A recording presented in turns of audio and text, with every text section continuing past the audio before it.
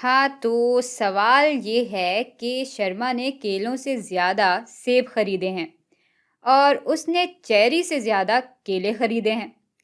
और भाई ए निशानदही करेगा सेब की तादाद की, बी निशानदही करेगा केलों की तादाद की और सी निशानदही करेगा चेरी की तादाद की। तो मंदरजा झेल दी गई मुख्तलिफ इनइक्वालिटीज़ में से दुरुस्त इनइक्वालिटी चुनें। तो भाई ये था हमारा सवाल और ये हैं हमारे इम्कानात। हाँ, तो क्या बी जमा सी ज़्यादा है ए से या बी जमा सी कम है ए से, या जब हम बी और सी को जमा करते हैं तो वो ए के बराबर ही हो जाते हैं, या शायद इस सवाल में इतनी मालूमात ही नहीं दी हुई कि हम इसको हल करें। तो भाई हमेशा की तरह पहले हम इस सवाल को खुद से हल करने की कोशिश करेंगे। अच्छा, अब मिलकर इस सवाल को हल करते हैं। तो भाई सबसे पहले तो हम इन सारी मालूमात को आसान तरह से लिख देते हैं। तो ए सेब को दिखा रहा है, बी केलों को और सी चेरी को। अब कह रहे हैं कि शर्मा ने केलों के मुकाबले में सेब ज़्यादा लिए हैं, तो जाहिर है ए जो है वो ज़्यादा होगा बी से। अच्छा, अब कह रहे हैं कि शर्मा ने केले ज़्यादा खरीदे हैं बनिस्बत चेरी के, यानी यहाँ बी ज़्यादा है सी से। तो ए बी से ज़्यादा है और बी सी से ज़्यादा है। या हम ये भी कह सकते हैं कि सी बी से कम है और बी ए से कम है। तो ये वही सारी मालूमात हैं जो कि हमें सवाल में दी गई थी। और अब देखते हैं कि इनमें से कौन सा इम्कान इन्हीं मालूमात को दिखा रहा है। तो बी जमा सी ए से ज़्यादा होगा या नहीं, ये सी जो है वो बी से कम है और बी इससे कम नहीं भाई।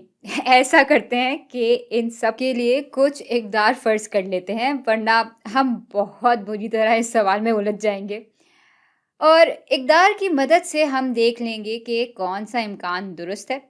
और अगर ऐसा हुआ कि मुख्तलिफ इकदार की वजह से हमें एक से ज़्यादा इम्कानात सही लगे, तो भाई हम समझ जाएंगे कि हमें जो मालूमात दी हुई है वो काफ़ी नहीं है। चलें तो टेबल बना लेते हैं। यहाँ आ गया ए, यहाँ आ गया बी और यहाँ आ जाएगा हमारा सी। अच्छा, हम एक और खाना भी बनाएंगे जो कि होगा बी जमा सी का, और इसके ज़रिए हम देख लेंगे कि ये ए से कम है या ज़्यादा है या ए के बराबर है। अच्छा, तो अब ऐसा करते हैं कि अपनी फ़र्ज़ी इक़दार की मदद से बी जमा सी को ए से ज़्यादा बनाने की कोशिश करते हैं। और भई फ़र्ज़ी इक़दार हम बना तो रहे हैं, लेकिन बिल्कुल खुला हिसाब नहीं है। भई फ़र्ज़ी इक़दार बनाते वक़्त हमें ध्यान में रखना होगा कि सी की कदर इन दोनों में से सबसे कम होनी चाहिए, बी की कदर ए से कम और सी से ज़्यादा होनी चाहिए, और ए की कदर ज़ाहिर सी बात है कि इन दोनों से ज़्यादा होनी चाहिए। तो फ़र्ज़ करते हैं कि सी बराबर है 5 के और बी बराबर है 6 के और ए बराबर है 7 के। तो भाई इस सूरत हाल में बी जमा सी बराबर होगा 11 के। और हाँ भाई, इस तरह की सूरत में बी जमा सी बिल्कुल ए से ज़्यादा है, तो ये इम्कान सही लग रहा है।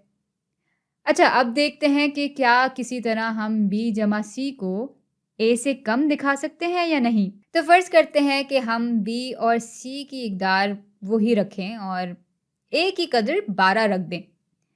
तो भाई इस सूरत हाल में ये इम्कान भी बिल्कुल सही हो जाता है। अब बात ये है कि दोनों सूरत में हम सवाल में दी हुई शर्त तो मान रहे हैं कि सी इन दोनों से कम है, बी सी से ज़्यादा और ए से कम है और ए इन दोनों से ज़्यादा है। लेकिन भाई फिर भी एक आधी कदर बदलने से बी जमा सी ए से ज़्यादा भी हो जाता है और ए से कम भी हो जाता है। और इसी से हम अंदाज़ा लगा सकते हैं कि हमें इतनी मालूमात दी ही नहीं गई कि हम इस सवाल को मुकम्मल तौर से हल करें। और अगर मैं चाहूँ तो ऐसी सूरत भी बना सकती हूँ जिसमें बी जमा सी बराबर हो सकते हैं ए के। मसलन अगर मैं बी को پھر سے 6 کے برابر رکھ دوں اور C کو 5 کے ہی برابر رکھ دوں اور A کو 11 کے برابر رکھ دوں تو اس طرح B جمع C A کے برابر بھی ہو سکتا ہے۔ اور بھائی اسی لیے ہم یہ آخری امکان چنیں گے کیونکہ سوال میں ہمیں مکمل معلومات نہیں دی ہوئی۔